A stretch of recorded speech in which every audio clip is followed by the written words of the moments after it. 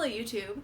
Today on the Naughty Librarian I am going over, I don't know, an end of July book haul. I haven't really come up with a theme for this book haul. These are all just books that I've collected throughout July. This is the end of July, so hey, end of July book haul. Let's go. Let's get into the books I have hauled recently. I hauled Daring and the Duke by Sarah MacLean, and ooh, I pre-ordered this so long ago. I was so excited to have this one come finally. This is book 3 of the Bare Knuckle Bastard series. It is the last book of the series, and I have been waiting for it for so long. I'm so into this. This is following Grace and Ewan, who we have met in the other 2 books of the series. They're fairly enigmatic characters. This is probably going to go really deep into their backstory. Grace is kind of a criminal mastermind of the London Underground criminal network, and Ewan is a very ruthless duke. And they once were together as children, and then like bad things have happened because Ewan is very ruthless, and then she's a criminal now. And then revenge and probably sexy results, and I'm so into it because these are both characters who are kind of bad guys, and I'm into it like so much. I'm so excited to read this. I've been waiting so long, and I pre-ordered this, and I finally have it in my hands. I also got Hate Crush by Angelina Lopez. This was sent to me by Harlequin, the publisher, so thank you very much for sending this to me. I was mainly interested in this book because it follows one of my favorite tropes, which is fake dating. I am a sucker for fake dating stories, and this one is fake dating and royalty combined. So it is a wild child princess and this guy who is a rock star now, but maybe always wasn't a rock star, and they kind of met during a California harvest season on a winery, and then, you know, romance, probably betrayal, they've broke up, they hate each other now, well, she hates him, and then like now they have to fake date each other because it'll be good press, and I'm so into that because they always fall in love for real. It's guaranteed happy ending usually. So yes, you know what, sometimes I'm a sucker for a royalty story, sometimes I'm a sucker, well, sometimes is a loose word, I mean always pretty much a sucker for a fake dating story, so this one definitely caught my eye, so thank you very much Harlequin for sending me a copy. Also sent to me by the publisher is The Relentless Moon by Mary Robinette Kowal. This was sent to me by Tor Books. Thank you so much for sending this to me. This sounds super cool. It's basically about lady astronauts, and I'm like, yes, lady astronauts, go for it. Go see the stars, ladies. Into it. So this is actually the 3rd book of this series, but I've heard really good things about the other books in this series. I believe they won the Hugo Award, so it's a good series. I should probably look into getting books 1 and 2, but this is book 3, and it kind of, it's about these lady astronauts, and I think they're trying to build a colony on the moon, which already sounds dope, like moon colony, like I'm already in, like you don't really have to tell me anymore. But this is the 3rd book of the series, so I'm kind of bummed that I can't read it right away. I'd have to go find the first 2 books of the series, but eventually I will have book 3 ready to go. So I'm still excited. Thank you very much, Tor, for sending this to me. Again, sent to me by the publisher, I have Goddess in the Machine by Lora Beth Johnson.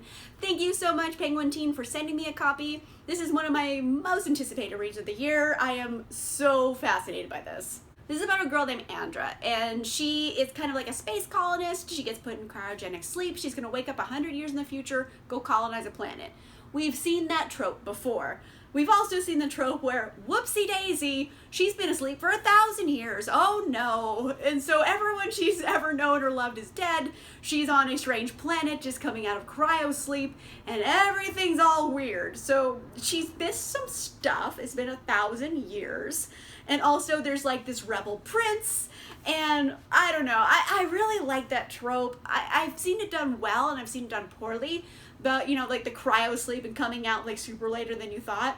I mean, they even did it in Alien, and like, I love the Alien series.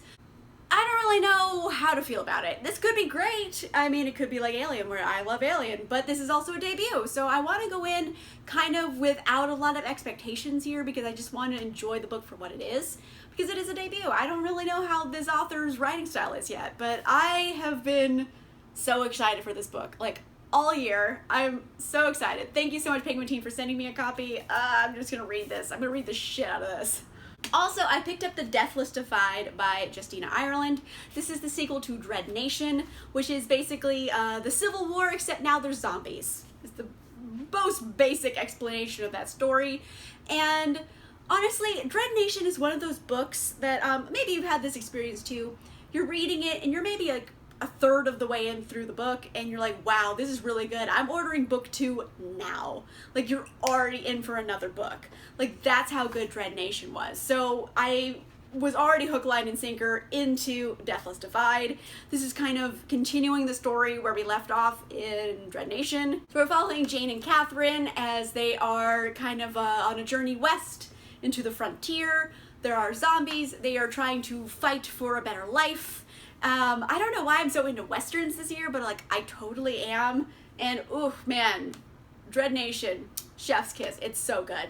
So I just want more. I want more in this world. I want to see more Civil War zombies. Give them to me. So I had to get this immediately. I ordered it. I'm probably going to read it like right away. I just got this and I know I'm going to read it right away. I'm not even going to wait. I also picked up Long Shot by Kennedy Ryan. Kennedy Ryan is an author I have heard of for several years now, and I keep going, ooh, I should read something by Kennedy Ryan, and then like I never do it because I'm a monster. But I decided to stop being a monster and finally just at least buy a copy. So now I have a copy.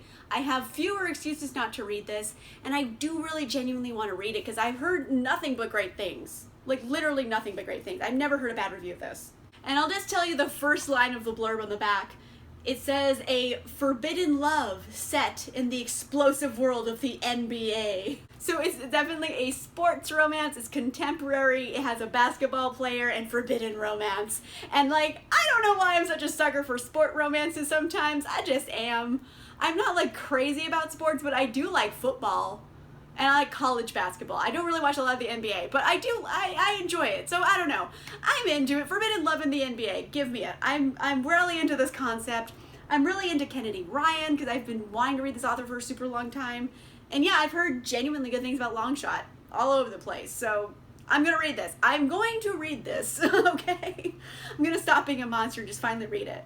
I also got a copy of Mexican Gothic by Silvia Moreno-Garcia. And like, you guys, I'm so excited right now. You don't even know. I have been hotly anticipating this book literally all year. It's in my hands right now. I'm so happy about it. I just want to hold it for a minute. Just leave me be with my book. So like the title suggests, Mexican Gothic, this is kind of a Gothic horror story. There's going to be ghosts and intrigue and mysterious circumstances, and it also takes place in Mexico City. So it is definitely a very Mexican-inspired story, but it's also Gothic horror, and I haven't seen that combination before. I'm sure books exist that are also Mexican and Gothic horror. I happen to have not read one yet, but this one came along, and this cover, honestly, gorgeous cover. It's stunning, and I've been dying to read this so much. I'm really into ghost stories this year. I don't know why. I love ghost hunting shows. They're so silly, but so good. And I just really want to read a Gothic horror Mexican-inspired story. Like, I'm so into it. So into this right now. Like, I just want to hold it. I just held it before, but I can hold it again. I'm allowed to hug my books as much as I want. They're my books. Last book I hauled recently, and another one highly anticipated for this whole year, is The Empire of Gold by S.A. Chakraborty. Ooh, like I'm probably gonna, when I'm done filming this video, I'm gonna open this book and start reading it. Spoiler alert, I'm reading this immediately. Like, you can't stop me. I am desperate to read this. This is book 3 in the Daevabad series. It's also the finale. I have read City of Brass and Kingdom of Copper recently. I just finally got into this series. I don't know why I was sleeping on it for so long. And it's literally stunning. It's so good. Like, I'm putting it on my favorite books of 2020 list already. I was obsessed. And it's strange because it's not really a very action-packed, bold series. It's much more kind of, I don't know, it's more like touchy-feely and very kind of slow-paced and plotting, but like it works because these characters are just expertly written. I love it. I'm obsessed. They have very complex relationships with each other, so I'm so into this.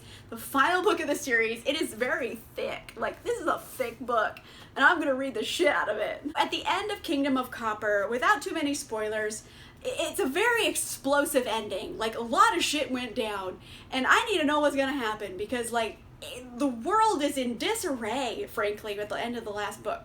And this is gonna, like, put it into some kind of array. I'm not sure what's gonna happen, but I'm so in. I can't, like, even describe what it's about, because it's book 3, and it would take too long, but it's good. I freaking love this series. Please read it if you haven't. Start with City of Brass. It's another chef kiss moment. It's so good. So a lot of these books actually were released in July. July's had, like, a hot month of releases. I'm way into a lot of them. I'm so excited to read some of them. I know a bunch of these books I'm probably just gonna start reading immediately because I'm too excited about them to wait. And yeah, I'm just super pumped. This is a good book haul. I'm really proud of these books. I'm excited for them. Let me know in the comments down below. Have you read any of these books? And if so, did you like them? Did you hate them? What were your opinions? Have you read any of the series that I have mentioned in this one, like Bare Knuckle Bastards or the Daevabad series? Have you read those and did you like them? Comment down below. If you like this video, make sure you give it a like. And if you want to see more videos, make sure you subscribe. And I'll see you guys soon.